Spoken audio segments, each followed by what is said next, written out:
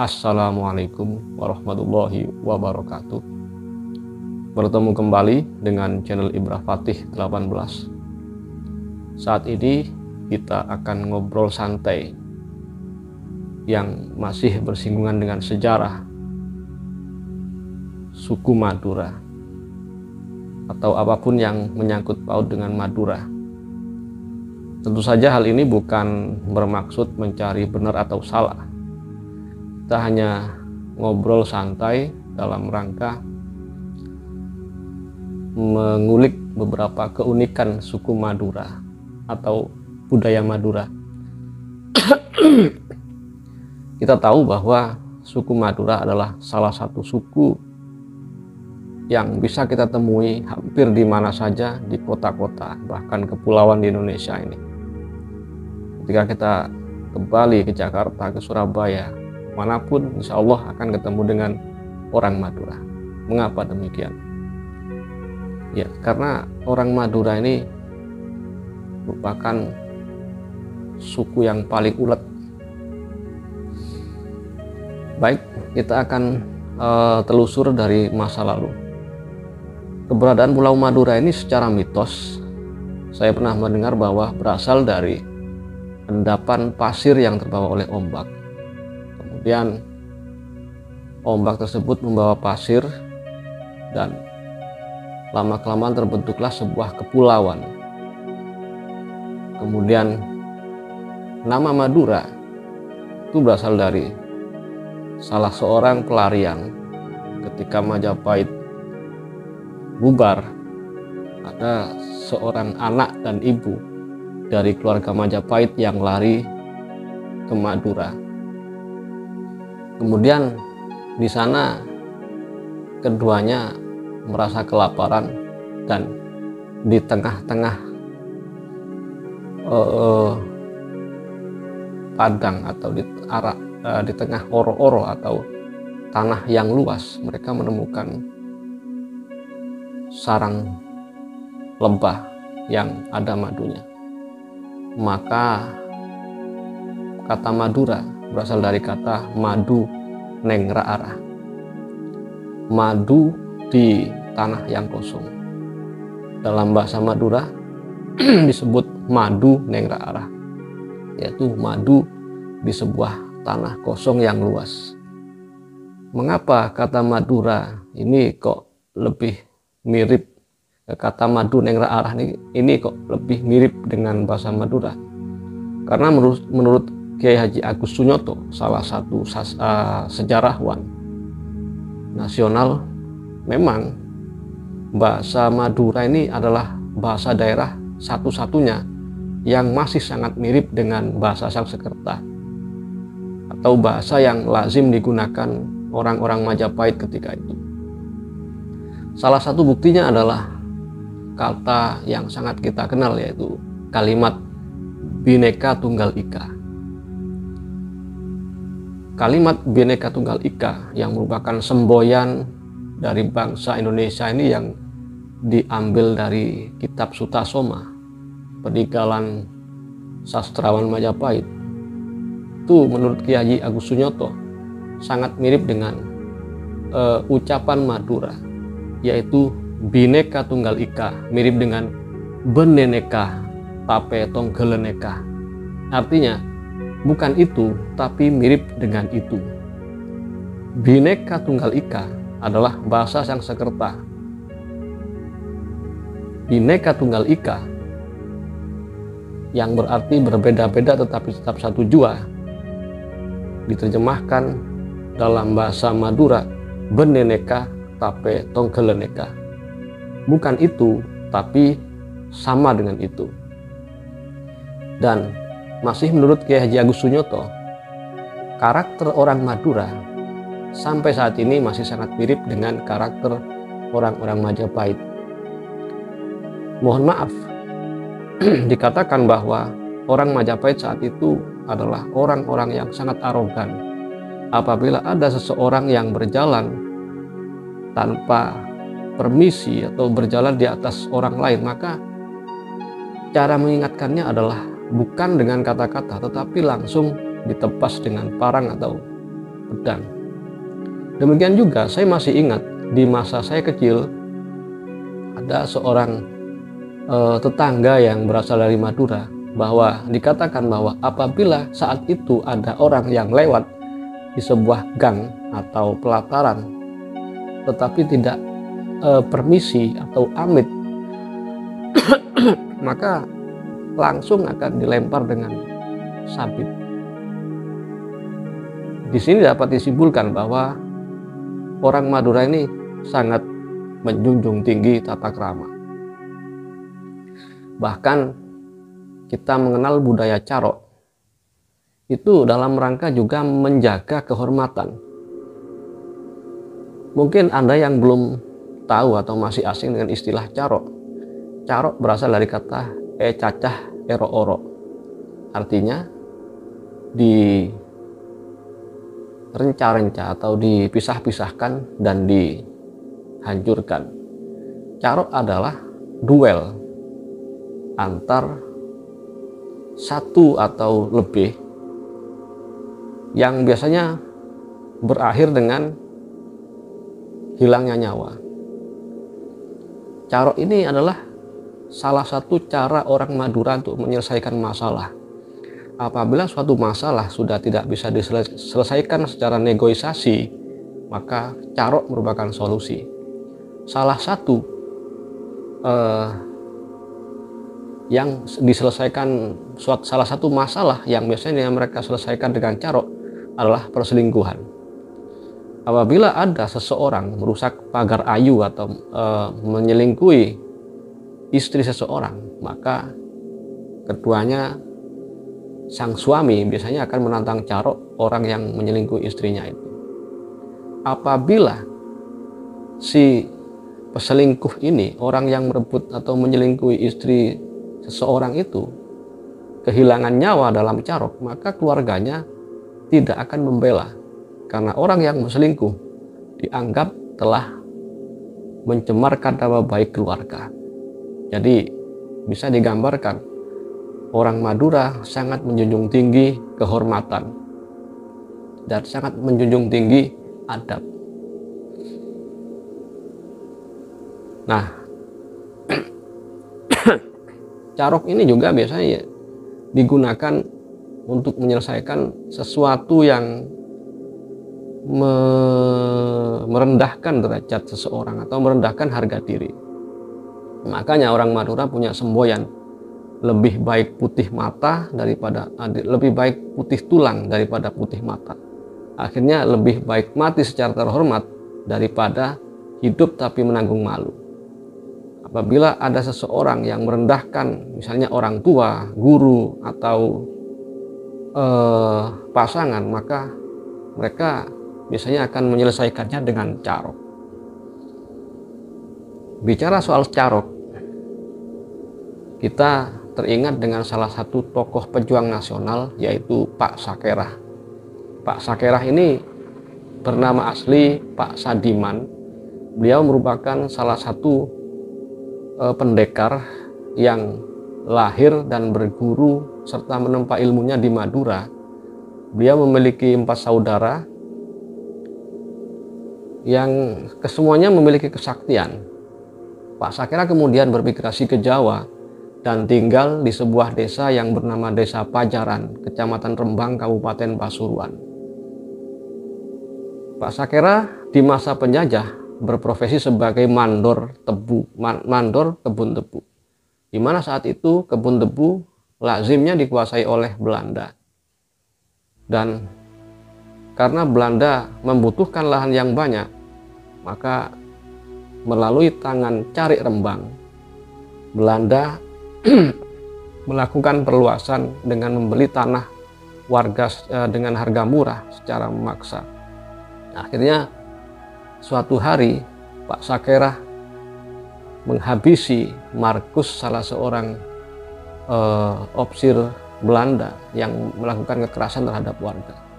Maka sejak saat itulah Pak Sakerah menjadi buruan Belanda, hingga pada akhirnya beberapa orang petinggi Belanda dihabisi oleh Pak Sakerah, termasuk Carik Rembang yang merupakan antek Belanda. Nah, Pak Sakera ini dalam melakukan perlawanannya menggunakan senjata yang disebut dengan celurit. Celurit adalah sabit yang sangat tajam dan biasanya khusus digunakan sebagai senjata dalam ilmu bela diri. Bentuknya bermacam-macam, ada yang seperti sabit biasa namun sangat tajam, ada yang seperti bulan sabit atau seperti bulu ayam, makanya disebut dengan bulu ajem atau bulu ayam. Ada juga yang memanjang dan meliuk-liuk, dilengkapi dengan gagang yang panjang seperti tombak.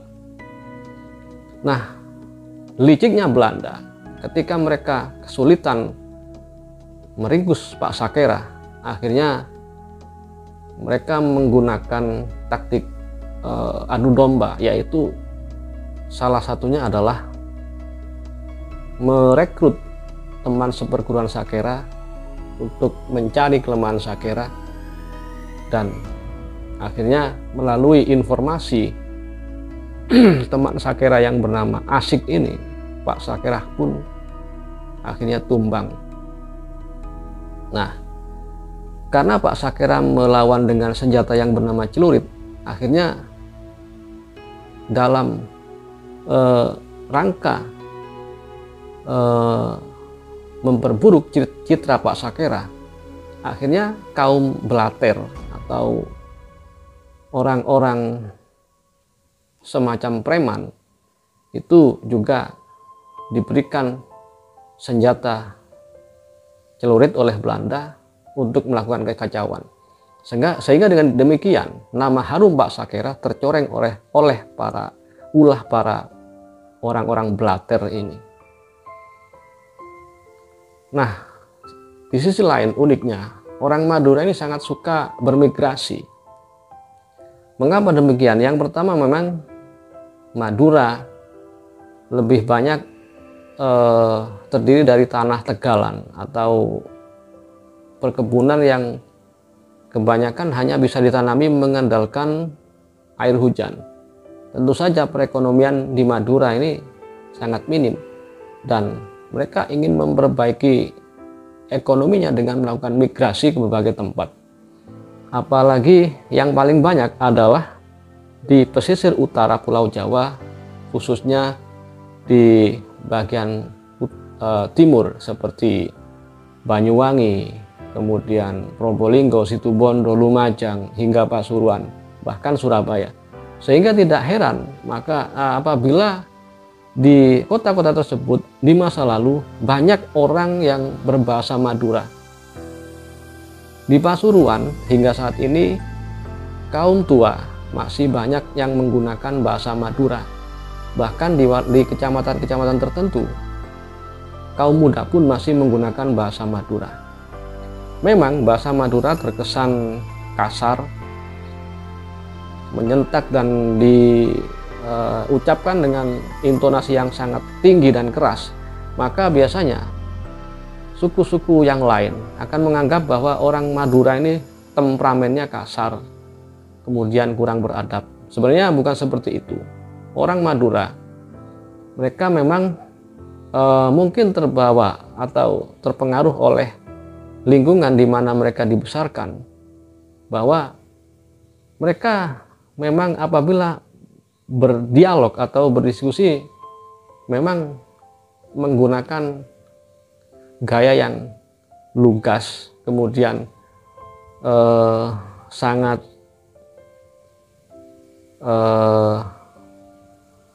keras dalam melafalkan kata-katanya. Apakah benar orang Madura merupakan suku yang sangat suka mengintimidasi atau menguasai sebuah bidang usaha? Bahkan ketika orang Madura itu menjadi pendatang di sebuah tempat, mereka cenderung untuk menjadi penguasa. Sebenarnya tidak demikian.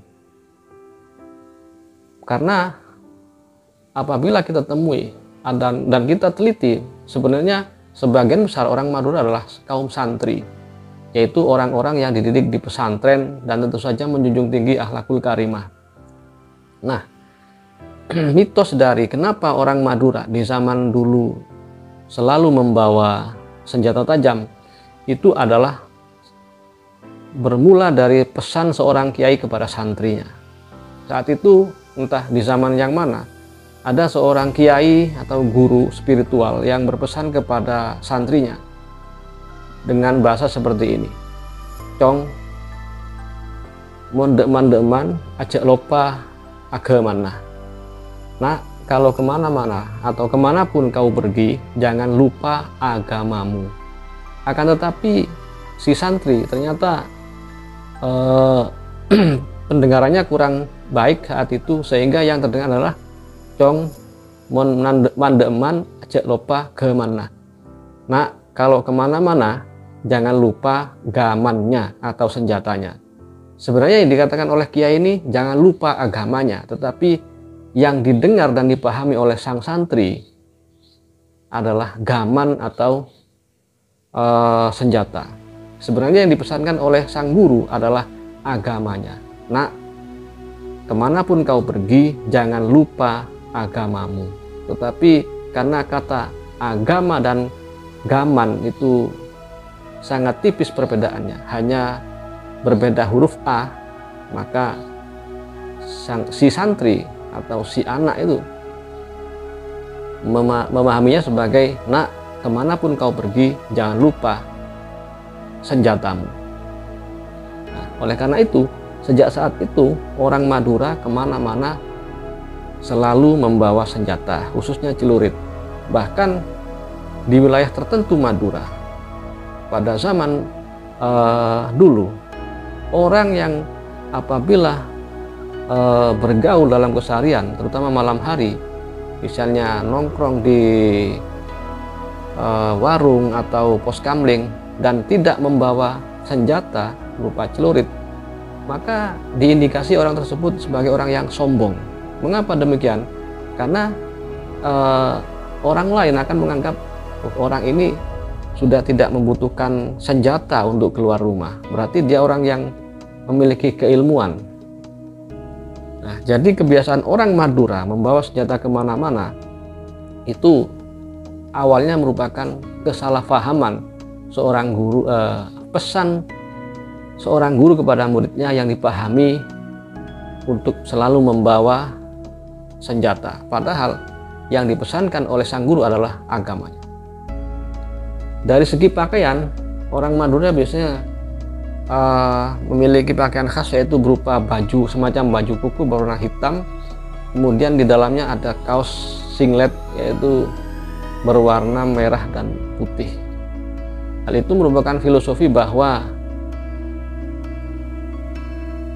biarlah orang menilai dirinya sebagai orang yang hitam dari luar, tetapi pada dasarnya di dalam diri atau jiwa orang Madura itu ada filosofi putih dan merah. Putih merupakan sebuah kesucian dan merah merupakan sebuah keberanian.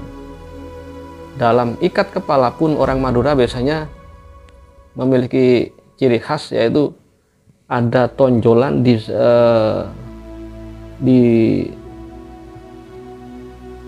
bagian depan, yaitu berupa udeng, kemudian ada tonjolan di depan. Beda dengan udeng orang Jawa. Misalnya udeng orang Jawa akan ditalikan atau diikat di belakang, tetapi orang Madura diikat ada runci atau kuncir di bagian depan. Artinya apa? Orang Madura dalam menyikapi sesuatu atau berdialog, mereka lebih mengedepankan keterbukaan. Bahkan orang Madura juga apabila menyelipkan senjata, maka biasanya ditaruh di perut. Berbeda dengan orang Jawa yang ditaruh di punggung. Itu bermaksud bahwa orang Madura merupakan orang yang sangat terbuka, dan mereka merupakan orang-orang yang berwatak ksatria. Artinya mereka bukan bermaksud atau merupakan masyarakat dengan tipikal orang yang suka mencari musuh, tetapi mereka sadar bahwa untuk bertahan hidup memang diperlukan pembelaan terhadap diri dan hak-haknya. Orang Madura juga terkenal sangat agamis, karena seperti kita tahu, hampir di setiap rumah orang Madura, terutama di zaman dulu, terdapat sebuah surau. Dan di masa lalu, banyak tokoh-tokoh atau ulama-ulama Madura yang belajar agama ke Jawa. Kemudian lahirlah kemudian ulama-ulama kondang di Madura, sebagaimana Syekhuna Khalil Bangkalan. Dan akhirnya sebaliknya, orang-orang Jawa banyak yang merupakan santri dari Mbah Khalil Bangkalan. Maka apabila pada musim-musim politik, orang Madura biasanya oleh oknum dan golongan tertentu sangat mudah dimanfaatkan apabila mereka diberikan isu-isu agama. Demikianlah filosofi, sejarah, dan beberapa kearifan orang Madura. Sekali lagi, video ini bukan mencari kebenaran atau kesalahan. Ini merupakan tambahan informasi bahwa Madura memiliki keunikan dan memiliki mental yang mungkin bisa menginspirasi kita. Sebagai penutup, saya persilahkan para pemirsa sekalian untuk memberikan masukan, kritik, tambahan informasi, dan lain sebagainya. Karena apa yang kita bahas saat ini bukan merupakan kebenaran yang hakiki. Dan jangan lupa, apabila video ini bermanfaat, bantu subscribe, share, like, dan tonton sampai habis untuk mencegah kesalahpahaman. Sampai bertemu kembali dalam video-video selanjutnya. Assalamualaikum warahmatullahi wabarakatuh.